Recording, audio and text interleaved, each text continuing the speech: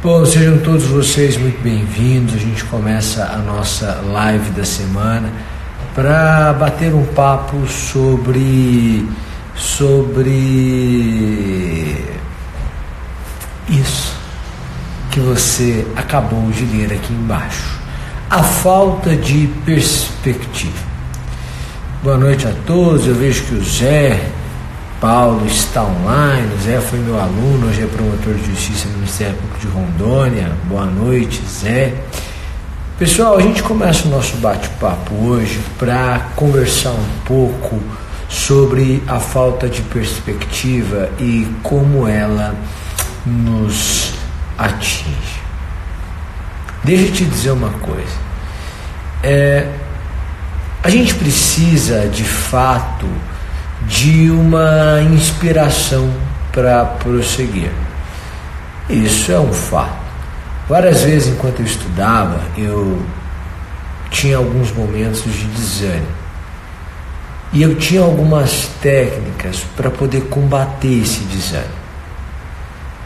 E basicamente as técnicas eram me inspirar em pessoas que já tinham alcançado aquele intento, pessoas da mais alta envergadura no mundo do direito. A segunda forma era me inspirar em histórias de superação. Então eu assistia a um vídeo no YouTube ou alguma coisa semelhante de alguém que tinha tudo para dar errado, mas deu certo. Sabe aquela pessoa que passou fome e estudava com fome e não tinha livros, então pegava o livro emprestado do amigo ou a Xerox emprestada, que nem o livro era emprestado, era a Xerox, enfim. Aí eu vi aquela história e dizia, há muito ainda a crescer com a primeira história. Com a segunda história eu via que pessoas que passavam por dificuldades maiores do que as minhas conseguiram e, portanto, eu poderia conseguir. E a terceira forma de combater aquele meu desânimo era imaginar-me juiz. E eu gastava tempo, às vezes, com isso. Deixa eu te dizer uma coisa. Você, para continuar, tem que ter um mínimo de esperança. A esperança de que, de alguma forma, isso que você está passando é uma fase e que o final dessa fase é feliz. Eu posso trazer várias considerações verdadeiras que são capazes de desanimá-lo. Eu posso trabalhar com a sua ansiedade. Eu posso falar dos editais iminentes, mas de forma a aumentar a sua ansiedade. Eu posso falar da concorrência, eu posso falar do grau de dificuldade, eu posso falar de várias coisas que vão colocar você em uma situação de alerta, mas também vão desanimá-lo demais. Só que esse tipo de trabalho, que gera evidentemente um impacto, não é sustentável e não é empático, porque demonstra efetivamente a minha incapacidade de me colocar no seu lugar, ou pior, meu egoísmo, de querer me aproveitar da sua instabilidade, da sua ansiedade, da sua vulnerabilidade.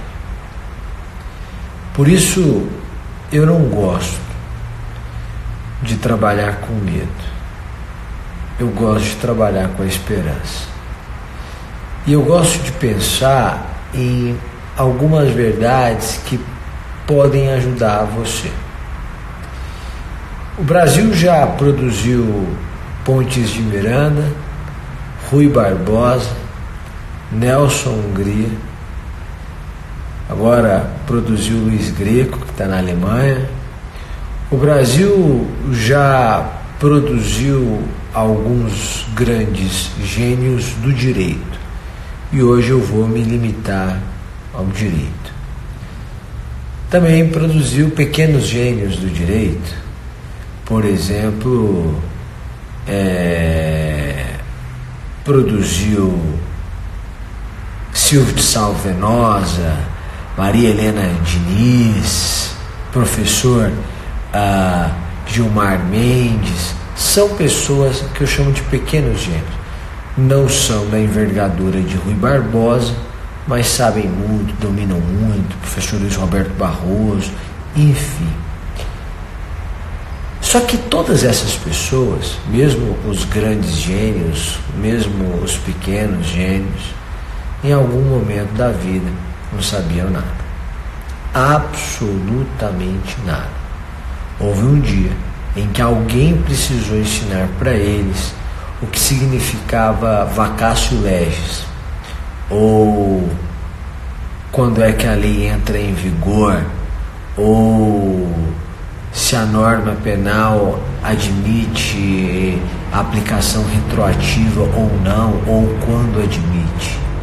Alguém teve que explicar o básico, explicar o que é segurança jurídica, explicar o que é princípio, o que é norma, o que é regra, explicar as diferenças, explicar a teoria tridimensional do direito, os círculos concêntricos, a moral, a justiça. Alguém teve que discutir esses temas e ensiná-los. Portanto, eu quero te dizer que neste momento da sua vida, certamente você tem mais conhecimento de direito do que todas essas pessoas que eu citei em algum momento da vida delas. E pode ser que você tenha o mesmo conhecimento de direito que elas tinham quando estavam no 3º, no 4º ano de faculdade. Nós estamos falando de pessoas geniais. Então, mas você consegue ter o mesmo conhecimento que eles tinham em alguma fase da vida. Qual que é a diferença deles para nós, para você? É que eles não pararam. A primeira lição que eu gosto de rememorar é que a gente não pode parar. Mas não tem que ser um acelerado sem paz. Tem que ser um crescimento com paz. É possível a lógica do erro. É possível estudar para concurso em paz. É possível estudar para o ingresso na magistratura com equilíbrio. Não é possível sem sacrifício. Aí eu concordo. Não é possível sem sacrifício. Mas com algum equilíbrio é possível. De forma sustentável é possível. De forma feliz também é possível. A gente precisa se conhecer. E a gente precisa conhecer a fase da vida em que nós estamos.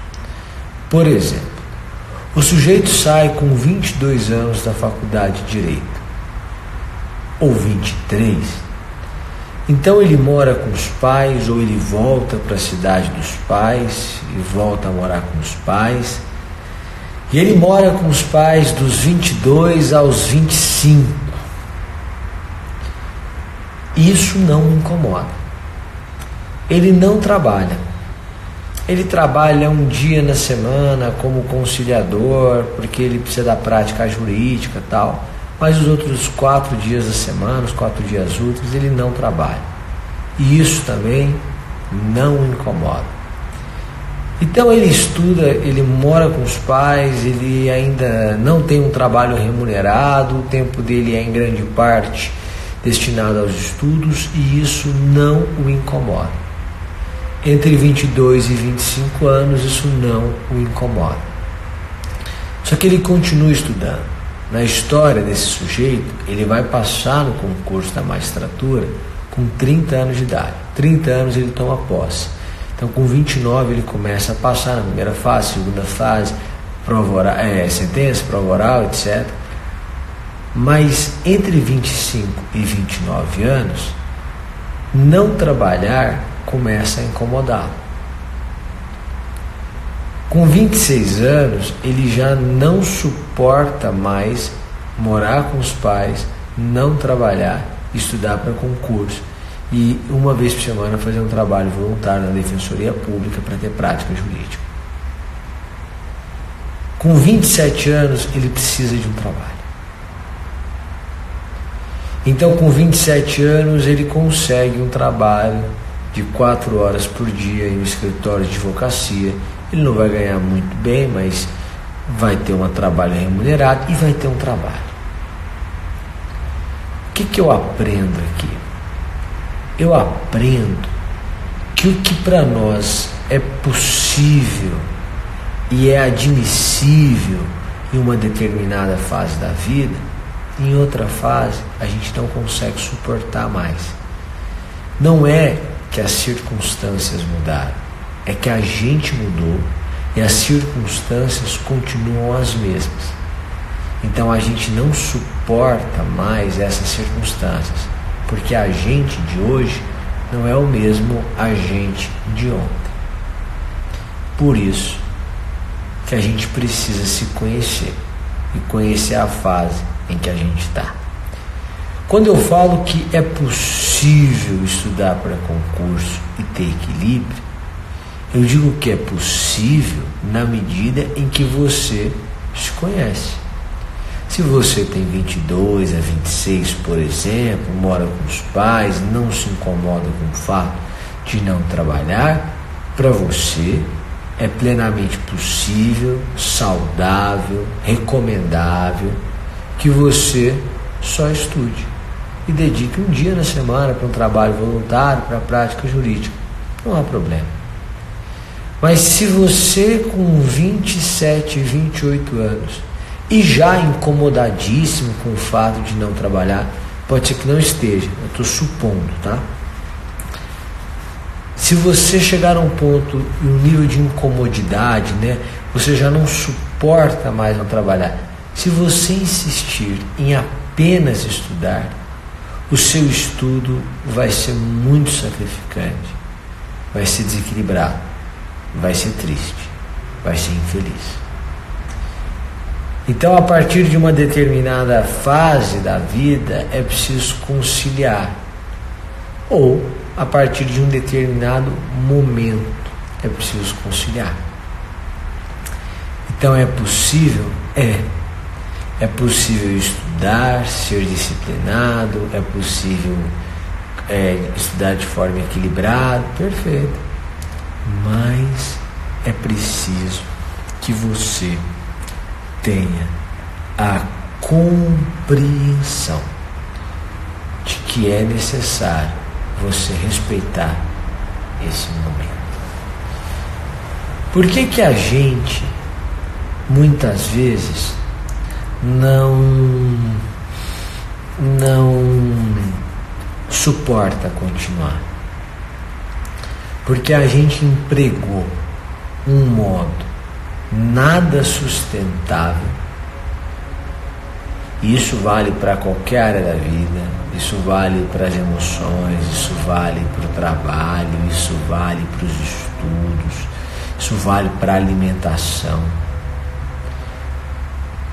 E a gente não tem perspectiva. Então a soma do muito estudar ou da carga desarrazoada de estudo ou trabalho com a falta, o pouco de perspectiva ou a nenhuma perspectiva, tem o condão de interromper o seu trajeto.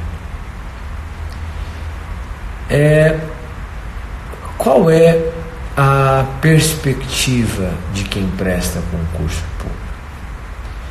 Primeira delas é que as oportunidades, elas sempre existirão para carreiras jurídicas por exemplo, para carreiras policiais, por exemplo, elas sempre existirão. Sempre. Nós sempre precisaremos de um delegado para investigar, de uma polícia militar para fazer um trabalho ostensivo, de um promotor de justiça para acusar, porque não dá para o juiz acusar e julgar, porque o nosso sistema é o acusatório. Nós precisaremos de um juiz para julgar. Nós precisaremos de um defensor para defender quem não tem condições de pagar. E os atuais juízes, defensores, promotores, delegados, policiais, eles vão se aposentar. Eles têm se aposentado. Então, ainda que a demanda se paralise, e não é o caso, ainda que ela fique paralisada, não é o caso,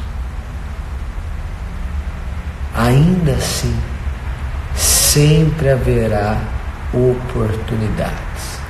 Sempre elas existirão. Sempre, sempre, sempre.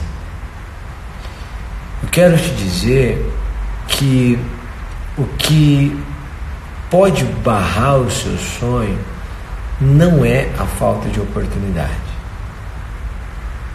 Isso não vai acontecer. Então, eu vejo pessoas preocupadas com vagas. Essa preocupação não precisa existir.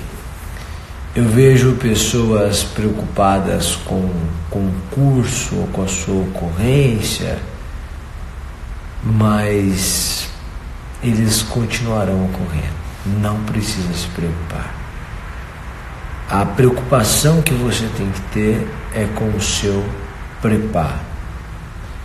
E esse preparo, que exige algum sacrifício, sempre exigirá, vai depender da sua capacidade de se manter disciplinado com o passar do tempo e apesar do passar do tempo. Isso significa que você precisa adotar um modelo de estudo que se mostre sustentável. Não dá para dormir 4 horas por noite. Dá para dormir 4 horas por noite durante uma semana, porque você está na prova oral e quer revisar todos aqueles temas. Não dá para você estudar 6 meses dormindo 4 horas por noite. Não é sustentável. Não dá para você ir estudar todos os dias triste. Não dá para você concluir que a sua vida é tediosa e persistir em um modelo tedioso de vida por mais 2 ou 3 anos. Não é que você não pode sofrer ou não possa sofrer. Pode. Não é que você não possa ter um dia triste. Pode, mas não pode ser. Estar, ok. Ser, não. Ser está errado. Quanto vale a sua saúde? Quanto vale você continuar estudando de bem com a vida? Eu gostaria que você pensasse que é possível fazer tudo o que você faz de uma maneira mais leve, de uma maneira gentil, uma espécie de autocompaixão, sabe? Sem julgamento. Você foi um péssimo estudante até pouco tempo atrás. E até hoje, você vira e mexe é super indisciplinado. Você se engana. Mas você não quer mais se enganar. Você não quer mais ser indisciplinado. Você não quer mais ser péssimo estudante. E tudo bem. Você foi péssimo. E tudo bem. Você errou naquele dia. Acontece. Eu não quero errar mais. E tudo bem.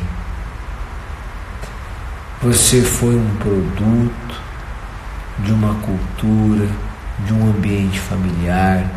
Esse ambiente familiar fez com que você passasse por diversos desequilíbrios. Isso fez com que você ficasse muito triste, muitas vezes.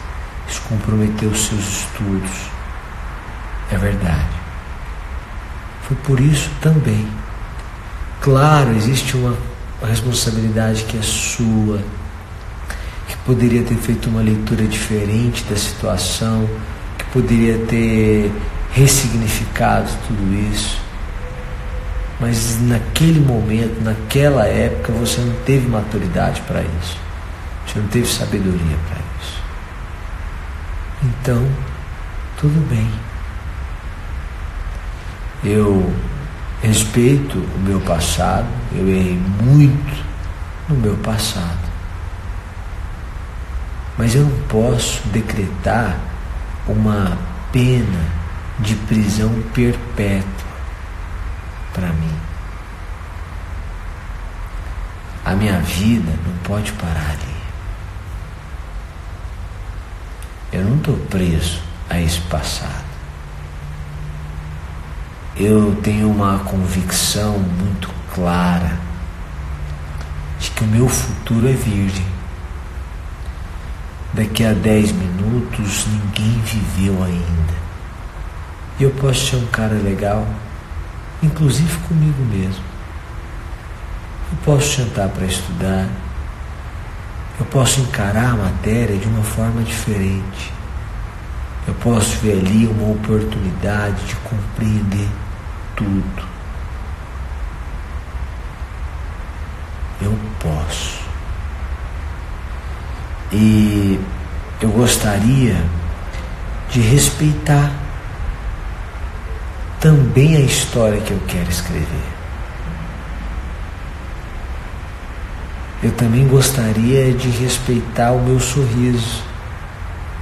O meu passado trouxe muitas lágrimas.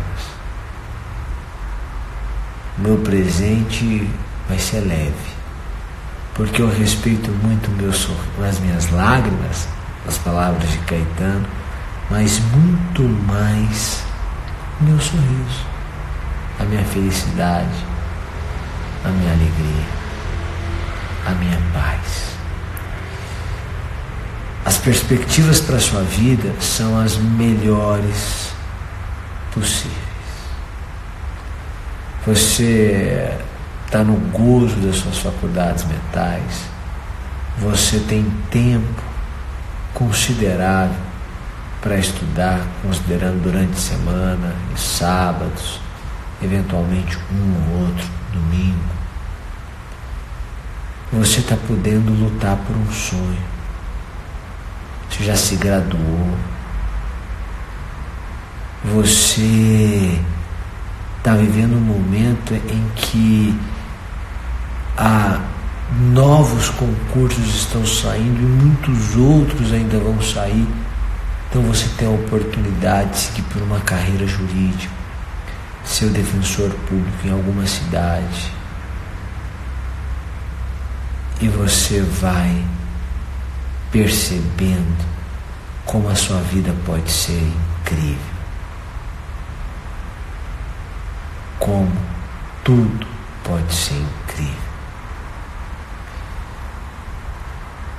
A perspectiva é maravilhosa. Então a gente tá junto. Gente, eu quero mais uma vez dizer para vocês que para mim é uma honra poder falar para vocês, e eu espero voltar mais e mais e mais vezes. Tomara nessa semana, mas se não der, na semana que vem, pra gente continuar. Segunda sempre a gente tem nosso Ser Persiste. Tenha Descendenciário. Um abraço, uma boa noite para todo mundo, uma ótima semana.